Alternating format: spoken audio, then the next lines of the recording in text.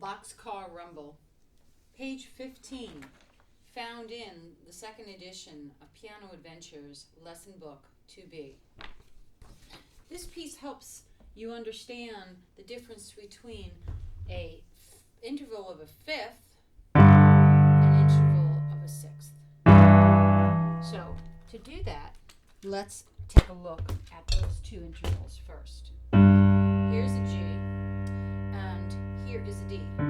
So when we talk about distances between notes, we're talking about counting the note we're on, the letter G, and counting how many letters, including the letter we reach, D.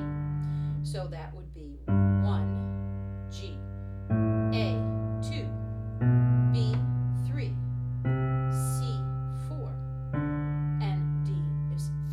And we call that an interval of a fifth. If I move my thumb over to E, we now have an interval of a sixth. Boxcar Rumble is giving you a chance to hear and feel this distance. And I suggest you practice this without looking, but rather to feel that movement. The right hand is feeling all sixths. It has a B and it has a G. And I'm going to take those two notes and I'm going to move them down in sixths. So that means each finger is moving over, like a little cookie cutter, with the same shape as I move them down. I don't want to go too far from the keys because I want to feel my way down. Now there is one other aspect in Boxcar Rumble where I need to use the B flat, and it's still a sixth, but it's a different kind of sixth. We won't talk about that today, but there it is. And then when I see the B natural, I'm back.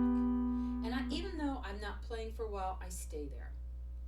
One other aspect in Boxcar Rumble, in measure 10, we have an A sharp. An A sharp, you take the A and you move it over to the sharp.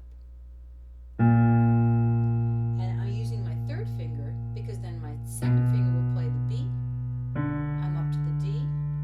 I see another A, but it doesn't have a sharp in front of it, but I do play it as an A sharp because the rule is when there's a sharp in a measure, it affects all of the A's of that particular registration. And